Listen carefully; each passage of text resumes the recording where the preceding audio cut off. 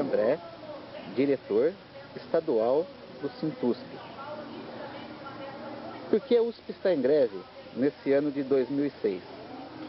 Olha, a USP está em greve esse ano porque, infelizmente, as três universidades, né, os reitores, usam uma política desagradável, que de 2000 para cá, todas as nossas conquistas têm que ter sido a base de greve e greves longas, né? Então, a gente já está meio que preparado já com esse espírito em cada 1º de maio, em cada negociação que a gente tem. E esse ano não foi diferente.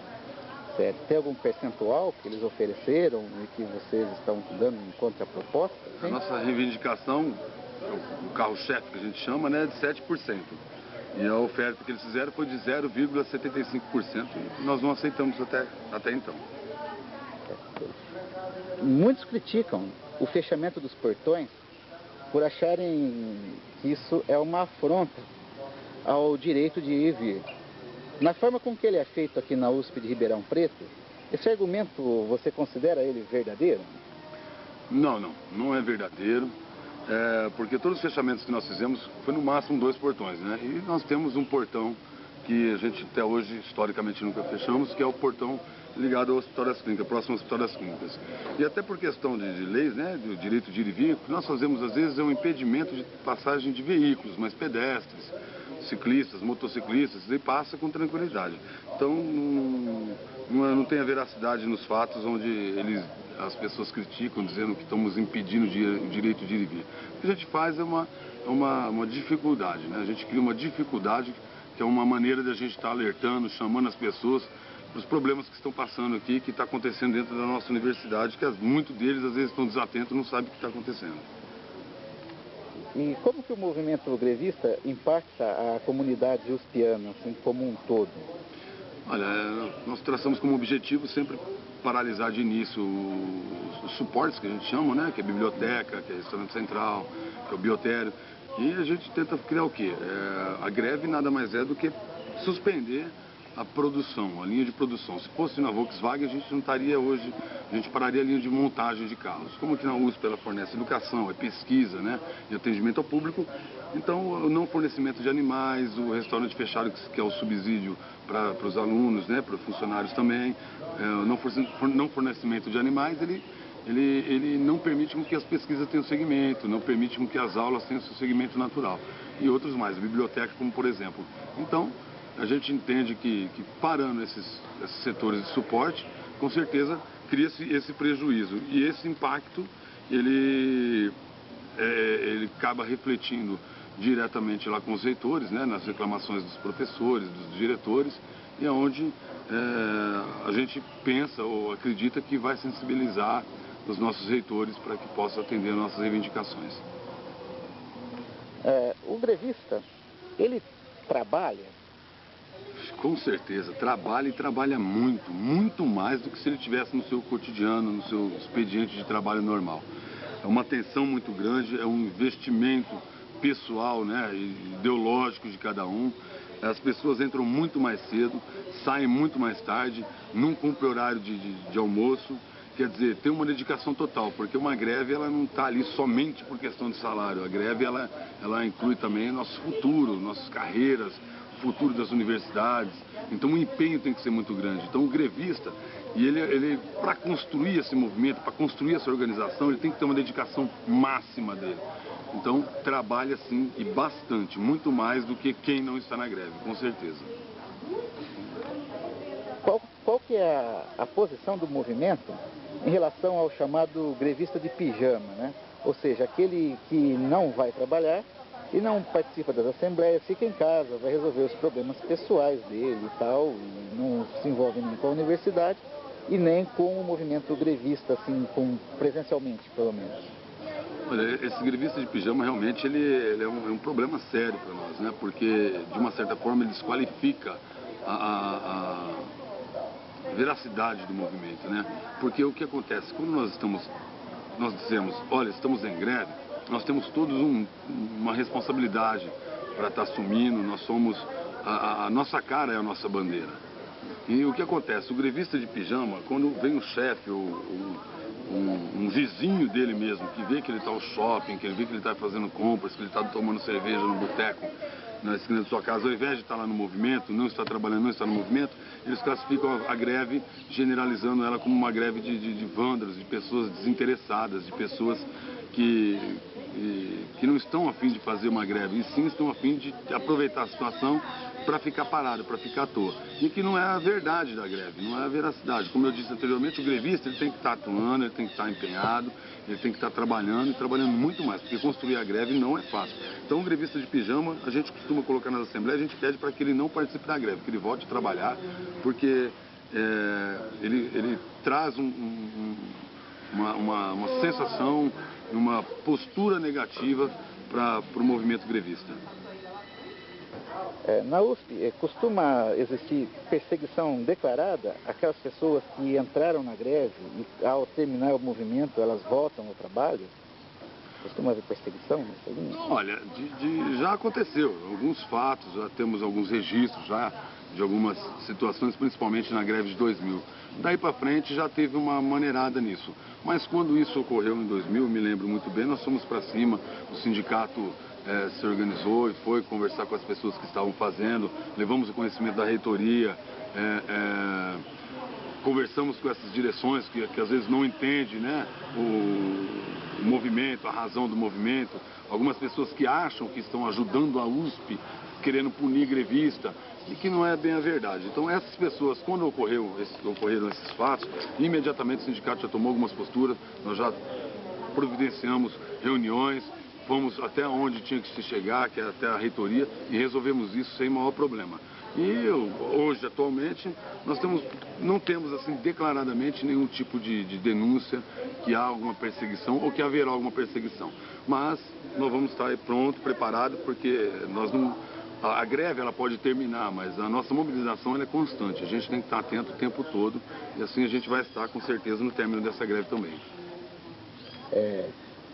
Como é enxergado pela comunidade de grevistas, aqueles membros da comunidade uskiana que são funcionários absolutamente contra o movimento, mas que se beneficiam calados dos benefícios que o mesmo proporciona no final das greves, como tem ocorrido nos últimos 6 anos? Olha, esses tipos de personalidades a gente costumava chamar antigamente de pelegos, né?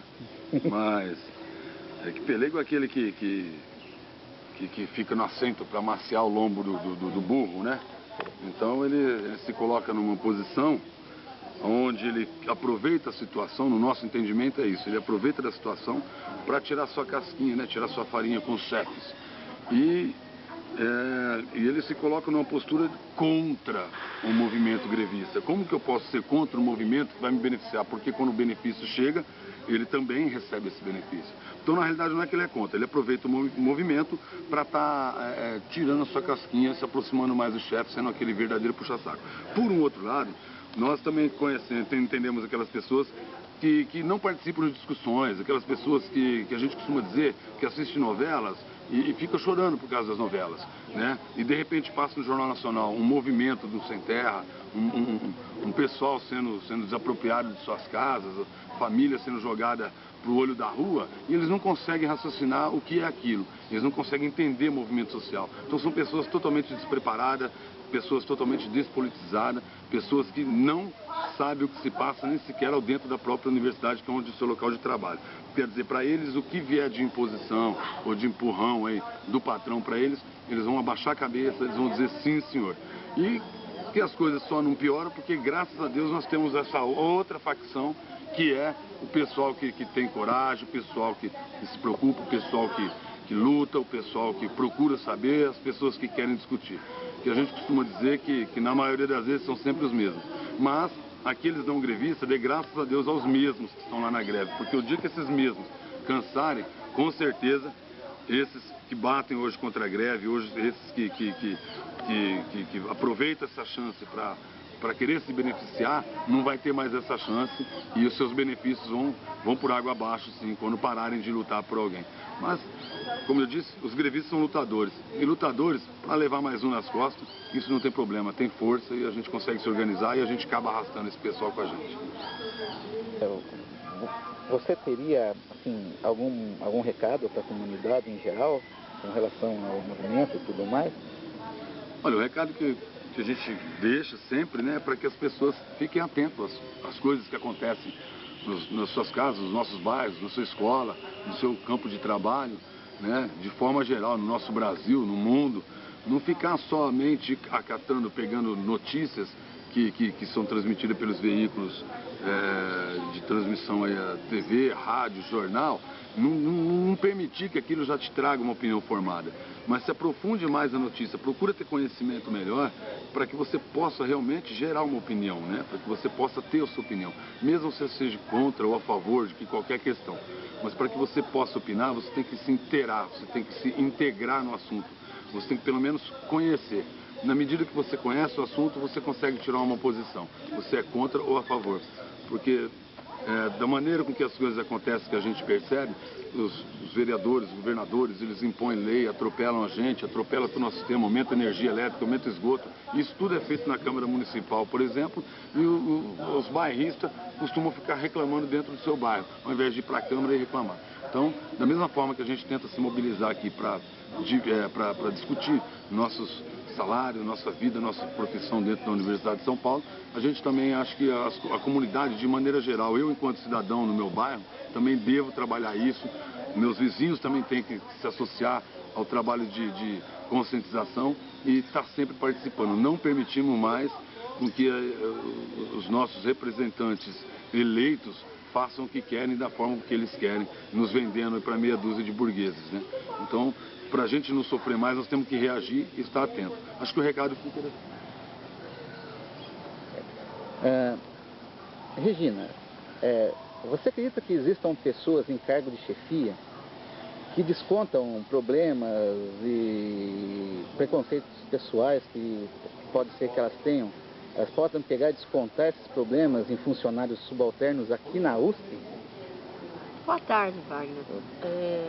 Realmente eu acredito, tanto acredito que existem vários fatos comprovados desse tipo de perseguição, né? Infelizmente, não só de chefias, mas entre colegas também acontece muito.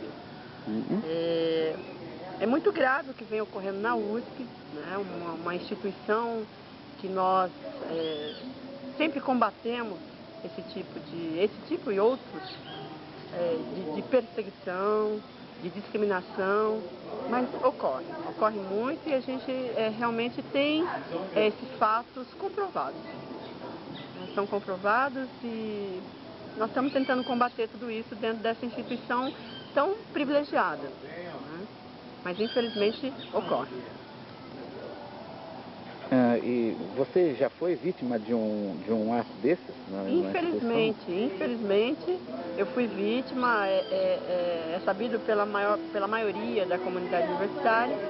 Eu fui o primeiro caso a ser denunciado na Universidade de São Paulo e infelizmente não foram tomadas providências que gostaríamos que fossem. E a partir da minha denúncia, nós acabamos descobrindo. Na verdade, eu me considero a ponta de um iceberg, onde, depois de minha denúncia, apareceram inúmeros casos.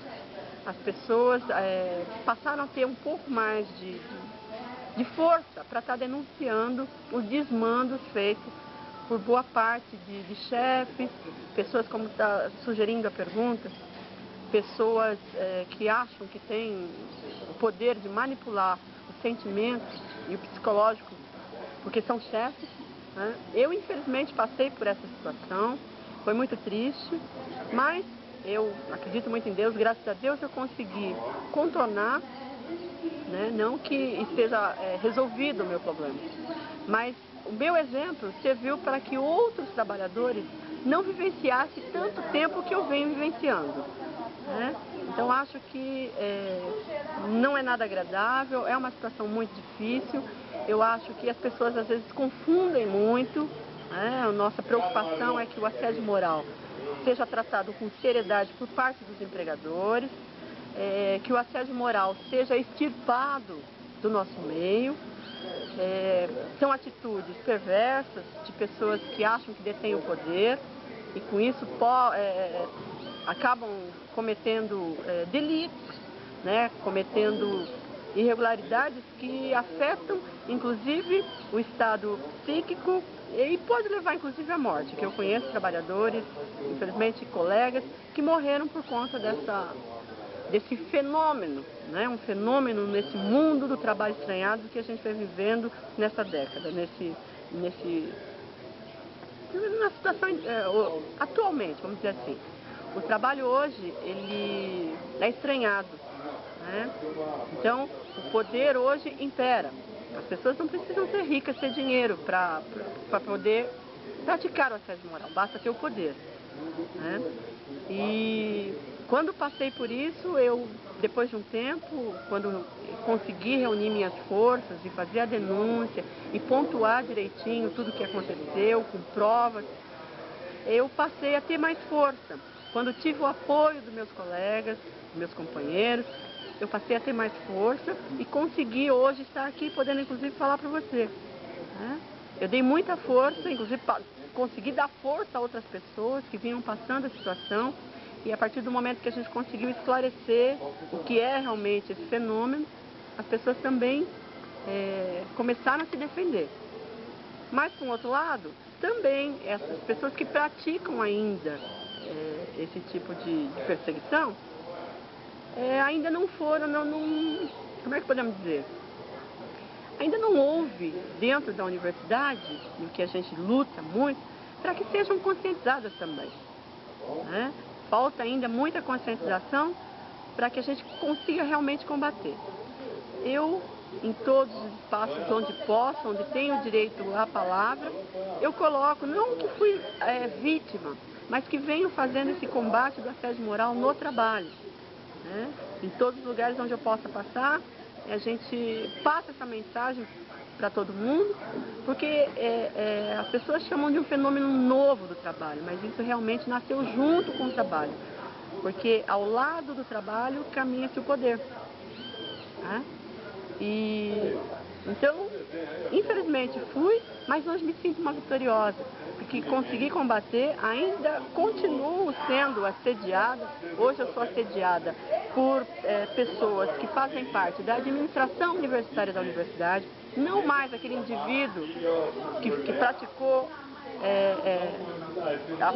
o que aconteceu comigo, não mais com ele, mas hoje sim uma grande parcela da administração universitária que é conivente com a prática dessa pessoa, desse cidadão, que é um professor doutor da Universidade de São Paulo, da Faculdade de Medicina, né? E infelizmente aconteceu, mas nós estamos aí combatendo, usando o nosso exemplo, que se você resistir, você consegue, pelo menos, continuar lutando, não é? Acho que é isso. Como que se caracteriza, assim, o assédio moral? Bom, o assédio moral no trabalho, ele se caracteriza por perseguições constantes, não é? Normalmente vindo de chefe para chefiado, podendo ocorrer entre colegas de trabalho, mas normalmente por uma pessoa que tem um cargo superior. Ele se dá através de ofensas, de brincadeiras de mau gosto, de separação entre os colegas, humilhações, né? Humilhações constantes, a retirada do seu trabalho em si, né? Você é menosprezado, o seu trabalho é menosprezado, a sua pessoa, a sua dignidade é jogada em baixa, muito em baixa, né? A autoestima desse trabalhador, ele é sucateado por essa pessoa que comete o assédio moral, né? Como é que a gente orienta as pessoas, né? Para que fique atento para não ser lesionado por esse problema? É prestar atenção nas brincadeiras, não aceitar brincadeiras de mau gosto, não aceitar desmandos, não é? Não aceitar desmandos, perseguições. Veja, nós estamos num momento de greve na universidade, né? As pessoas são perseguidas porque fazem greve, apesar de ser um direito constituído. As pessoas são perseguidas porque votam numa pessoa mais à esquerda. A pessoa é perseguida se a pessoa tem opinião. Que normalmente os assediados, não desmerecendo ninguém, mas os assediados são aquelas pessoas que não se calam frente às injustiças, né? Normalmente estão pegos por aí. Porque aquele que diz amém, que está sempre ali, bonzinho em certo, até algum momento. Porque por mais que a gente tente andar na linha, como dizia meu avô, uma hora o trem pode atropelar, né? Então é melhor a gente estar...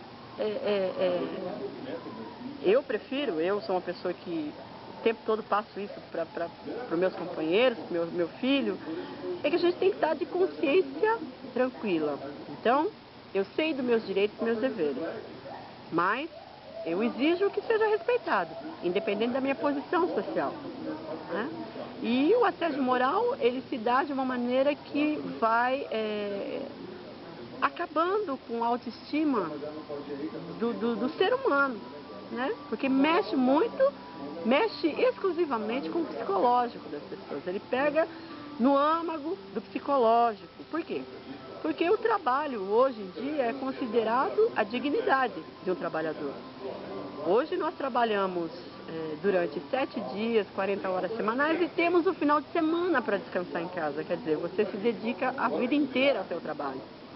Depois de reformas administrativas, previdenciárias, hoje a gente tem que trabalhar um pouco mais, se dedicar um pouco mais. Na USP nós temos um processo de carreira, onde é exigido de cada trabalhador uma dedicação mais, como é que podemos dizer?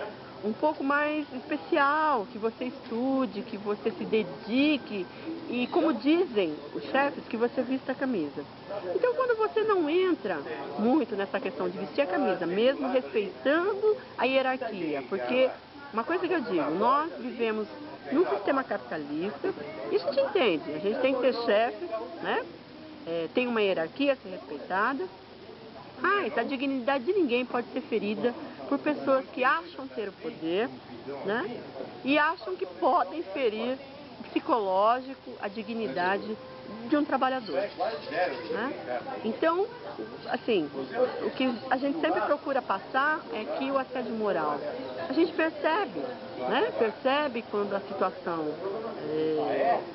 muda, quando o chefe ou a pessoa que está ali praticando está apontando que você não... Como é que eles usam? Eles têm um termo, né? Você não responde às expectativas da empresa, né? Então você vai ser colocado de lado, né? Eles vão tentar fazer com que você peça demissão, com que você fique doente. Ficar doente é uma coisa muito triste, ficar doente pelo trabalho. O assédio moral nada mais é do que isso, é adoecer por conta do trabalho. Então, nós sabemos que um trabalhador, quando adoece, para a empresa, para a instituição, para onde quer que seja que exista o trabalho remunerado, ele não serve mais para nada, né? Ele é colocado em terceira, quarta, quinta instância. Quando ele consegue voltar dessa lesão que foi cometida pelo trabalho, ele é hostilizado, inclusive, pelos companheiros do setor, os companheiros de trabalho mesmo, né? E principalmente pelas chefias, porque nós sabemos que a nossa força de trabalho, nós não damos valor a essa força de trabalho, que nós deveríamos saber que a gente está vendendo a nossa força. A única coisa que a gente tem é a força de trabalho para vender. Bom, mas na atual situação que vive o país, que vive o mundo, as pessoas têm muito medo do desemprego, as pessoas têm muito medo da exclusão social, que vem na televisão, que vem a toda hora, quando se abre uma vaga, principalmente na USP, a gente vê filas e filas de trabalhadores que se submetem a trabalhar por um contrato precário, se submetem a trabalhar com pessoas cometendo desmandos, né, por medo de tudo isso. E aí onde acontece muito o assédio moral, né? As pessoas adoecem, os trabalhadores adoecem, podendo chegar até a morte. Muito triste, mas nós, depois de passar por tudo isso, eu digo eu em nome de Regina, eu mesma, é uma força que nasce, né? E que você tem aquela expectativa, né? De tentar para o teu companheiro amenizar a situação que você passou. Então, denunciando, mostrando para o trabalhador, mostrando para o colega que agindo de forma que acredite num coletivo, agindo de uma forma que não se submeta aos desmandos de uma só pessoa, a gente pode resistir.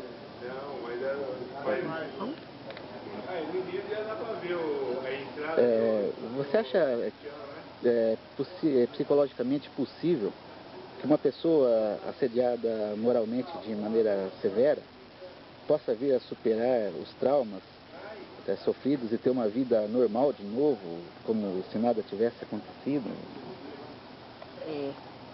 Eu acho que ainda não, né?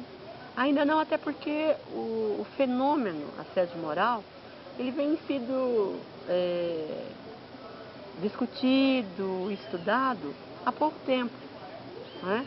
Então nós temos aí pessoas com muita capacidade que vêm fazendo esse debate não só no meio de universidades, mas em todos os cantos, entre várias categorias, é feito esse debate do assédio moral, e tanto no meio médico, né, entre as pessoas que trabalham na área da saúde, principalmente as pessoas que trabalham na área jurídica, né?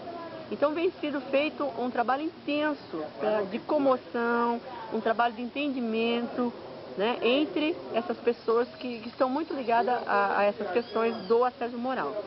Mas, infelizmente, a gente sabe e conheço muitas vítimas, é muito triste dizer vítimas, mas são vítimas.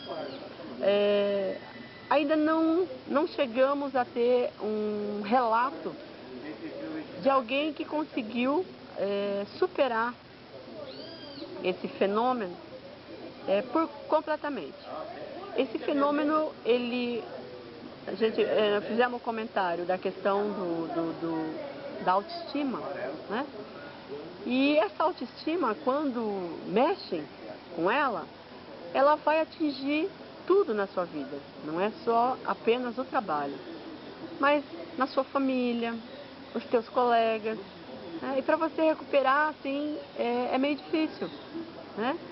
A pessoa, quando é acometida por esse fenômeno, ela passa a ser uma pessoa que não acredita em mais nada, né? E as pessoas passam a não acreditar nessa pessoa também. É um descrédito de ambas as partes. Essa pessoa adoece psiquicamente, fisicamente, né? E aí você acaba recorrendo a remédios, a psiquiatra. E um trabalhador, quando ele recorre a um psiquiatra, nunca mais ele consegue recuperar realmente a sua autoestima perante a sociedade que julga, né?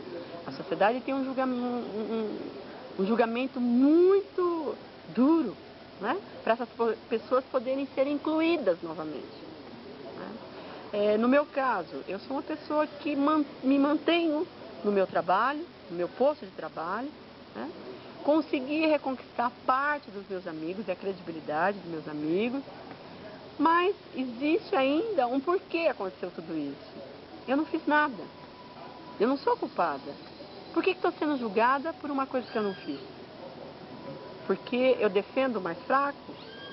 Porque eu defendo as injustiças cometidas? Eu sei que eu não vou conseguir, por mim, mudar esse mundo de uma vez, mas eu estou colaborando.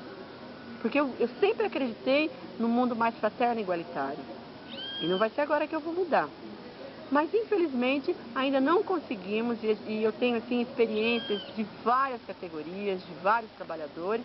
Infelizmente, nós não temos relato de que uma pessoa que sofreu o assédio moral tenha voltado para a sua vida pessoal e sua vida profissional de modo normal. infelizmente. Você tem algum recado para a comunidade em geral? Com certeza. Eu estou aqui conversando com o Wagner e dizendo a ele que há algum tempo, pouco tempo atrás, eu não conseguiria estar respondendo com tanta calma a você essas perguntas que eu acho que é muito importante, né? É muito importante para levar para onde você puder, né? A gente fazer esse debate.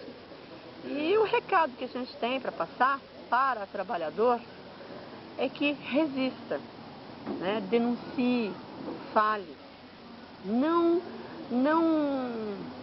ache que você vai conseguir resolver essa situação abaixando a cabeça e deixando que as pessoas tomem conta da sua vida profissional, pessoal, não é? Resista, não tenha medo. Por quê?